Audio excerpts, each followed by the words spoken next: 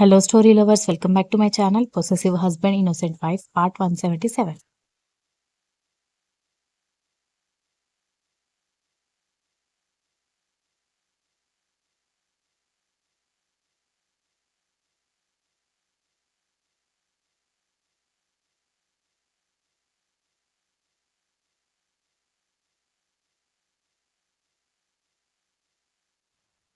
ఏంటి ఈ 2 వీక్స్ నేను లేను కదా!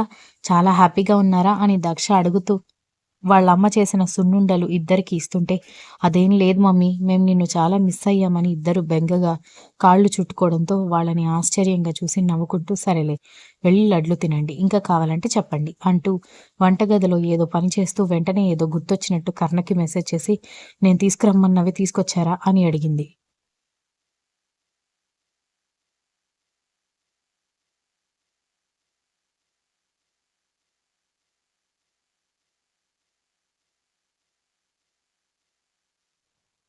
తీసుకొచ్చాను. నువ్వేంటి నన్ను పట్టించుకోకుండా ఇంట్లో పనులు చూసుకుంటున్నావు అనగానే, మరింటికి పెద్ద ఆడపిల్లని నేను. మా చెల్లెలి పెళ్లి జరుగుతోంది. తెల్లవారితే ఎంగేజ్‌మెంట్. చాలా పనులుంటాయి కదా! అని అనగానే, ఒక్కసారి మీ చెల్లెలి పెళ్లి కానివ్వు. మీ తమ్ముడికి పెళ్ళికి ముందు రోజు నైట్ తప్పితే నేను మళ్ళీ మీ పుట్టింటికి వెళ్ళనివ్వను. చూసుకో అనగానే, అంత పని చేయకండి అనగానే, మరి లేకపోతే ఇంట్లో ఒక మాట చెప్పి ఇక్కడికొచ్చి మాట మారుస్తావా? చెప్తా నీ సంగతి అని ఫోన్ కట్ చేయడంతో తల పట్టుకుంది దక్ష.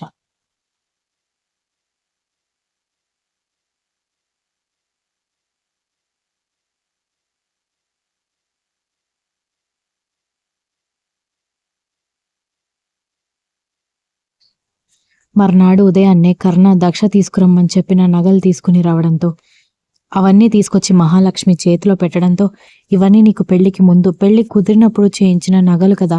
ఇవన్నీ ఇప్పుడిస్తున్నావేంటి అనగానే, అమ్మా, మా అత్తయ్య ఆయన నాకు చాలా నగలు చేయించారు. ఇంకా ఎందుకు? చెల్లికి అవసరం కదా! ఒకవేళ మా వాళ్ళు ఇస్తానన్నా ఒకటో రెండో తీసుకుంటారు. అభిమానం ఎక్కువ కాబట్టి. ఎక్కువగా తీసుకోరు. కాబట్టి నా నగలు కాబట్టి నేనిస్తున్నాను. ఇవన్నీ చెల్లికి పెట్టండి అనగానే, దానికోసం కూడా ఏదో కొంచెం దాచిపెట్టాను లేవే అనగానే, పెడితే పెట్టారులే, ఇది కూడా పెట్టండి అంటూ బలవంతంగా వాళ్ళమ్మ వాళ్ళ చేతిలో పెట్టింది దక్ష.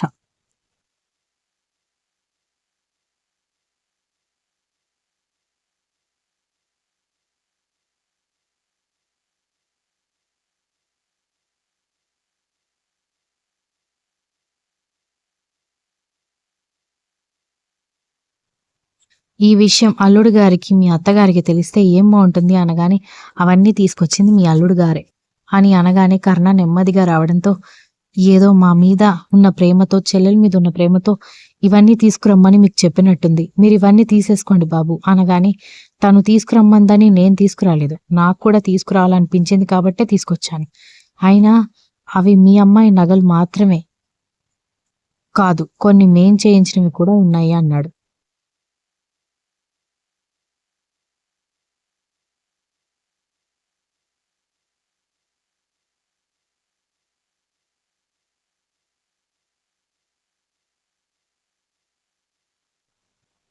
కొత్తగా కనిపిస్తున్న బంగారు గాజులు, ముక్కు పుడక చూసి, వద్దు బాబు, ఇప్పటికే మీ దగ్గర నుంచి చాలా తీసుకున్నాం.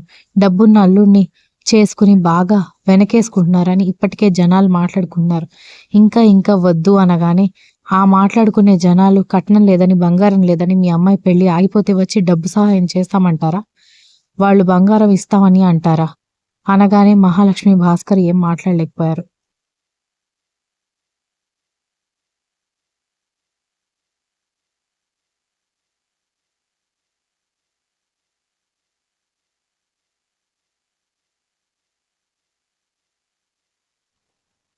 జస్ట్ జరుగుతున్న షో చూస్తూ ఉంటారంతే. మనకి సహాయం చేయలేని వాళ్ళకి మనల్ని విమర్శించే హక్కు కూడా లేదత్తయ్య. మనం ఇలా భయపడుతున్నాం కాబట్టే వాళ్ళలా రెచ్చిపోతున్నారు అని అన్నాడు. అది కూడా నిజమే బాబు. అవతల వాళ్ళ సంతోషాన్ని, సుఖాన్ని ఓర్చుకోలేక జనాలు ఇష్టం వచ్చినట్టుగా మాట్లాడతారని మాకు కూడా తెలుసు. అలాగని తేరగా వస్తున్న దాన్ని కాదు అనకుండా తీసుకుంటే మా మీద మీకు కూడా గౌరవం ఉండదు కదా అని అంది.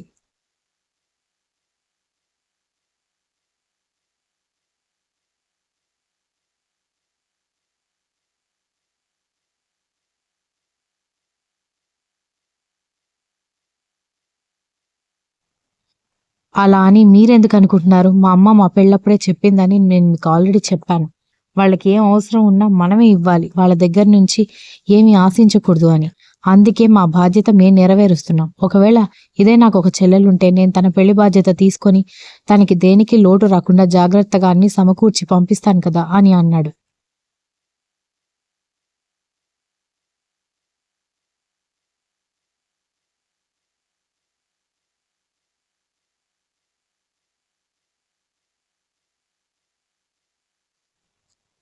దక్ష ముచ్చటగా కర్ణ వైపు చూస్తూ ఉంటే, పేరుకి సౌమ్య నాకు మరదలే కావచ్చు, కానీ తను నాకు చెల్లెలతో సమానం అని కర్ణ చెప్పగానే, మీకు మరొక విషయం తెలీదమ్మా.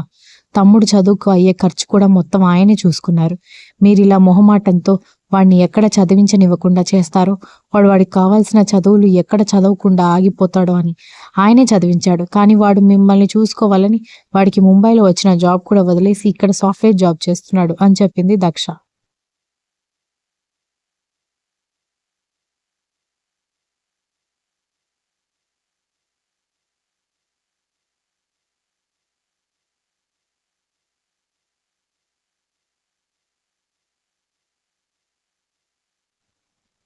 దాంతో భాస్కర్, మహాలక్ష్మి ఆశ్చర్యంగా అల్లుడి వైపు చూడడంతో, ఆయన అల్లుడుగా కాదమ్మా, మీకు కొడుకుగా మారిపోయాడని దక్ష చెప్పడంతో మహాలక్ష్మి భాస్కర్ కన్నీళ్లతో అల్లుడిని చూస్తుంటే, నిజంగా మీరెంత మంచివారైనా అమ్మాయిని పెళ్లి చేసుకున్న తర్వాత ఎలా చూసుకుంటారో, కాలం మారే కొద్దీ పరిస్థితులు ఎలా అయిపోతాయోనని నేను కంగారు పడ్డాను బాబు.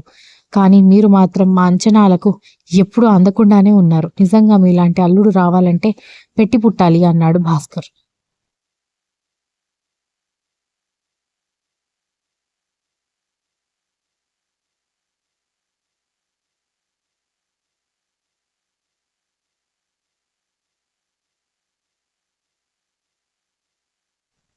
మీరు మంచివారు కాబట్టే నేను కూడా మంచిగానే ఉన్నాను మావయ్య. అనవసరంగా పెద్ద పెద్ద మాటలు మాట్లాడకండి. ఈ నగలు తీసుకోండి. పెళ్లి టైంకి మరికొన్ని నగలు కూడా చేపిస్తానని అమ్మ చెప్పింది అనగానే, మళ్ళీ ఎందుకు బాబు అనగానే, ఇంతసేపు ఇంత పెద్ద లెక్చర్ ఇస్తే మళ్ళీ అదే మాట మాట్లాడతారేంటి? మీరింకా ఏం మాట్లాడకండి అన్నాడు కర్ణ.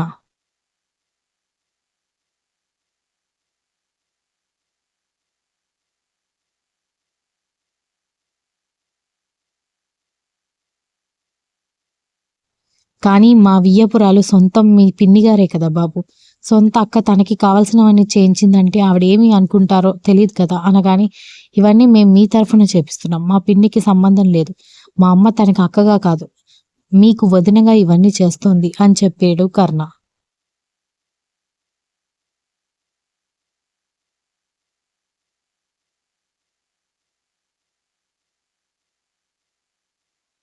దాంతో మహాలక్ష్మి, భాస్కర్ ఏం మాట్లాడకపోవడంతో కర్ణ, దక్ష అక్కడి నుంచి వెళ్ళిపోయారు. మర్నాడు ఉదయాన్నే ఎంగేజ్మెంట్ కావడంతో తెల్లవారుజామున లేచి దక్ష, మహాలక్ష్మి హడావిడి పడుతూ ఉంటే, వాళ్ళకి తోడుగా విశాలాక్షమ్మ కూడా లేచి కూర్చుని ఎప్పుడు ఏం చేయాలి, ఒక్కొక్కటిగా ఎలా చూసుకోవాలి అనేది గైడ్ చేస్తూ ఉంటే ఆవిడ చెప్పినట్టుగా చేస్తున్నారు. ఆ తర్వాత వెంటనే సౌమ్యని కూడా నిద్రలేపి రెడీ చేశారు. అటు మహాలక్ష్మి వాళ్ళ ఇంట్లోనే ఉన్న పురందర వాళ్ళు, విశ్వ వాళ్ళని కూడా రెడీ చేశారు.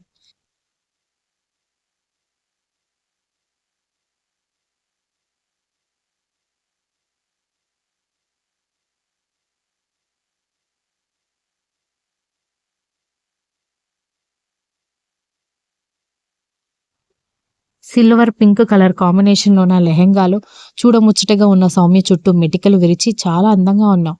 నేనిలా చూస్తే ఈ రోజు నిశ్చితార్థం కాదు, డైరెక్ట్‌గా పెళ్లి పెట్టుకుందామని మా వాడు గొడవ చేస్తాడేమో అని అనగానే సిగ్గుపడింది సౌమ్య.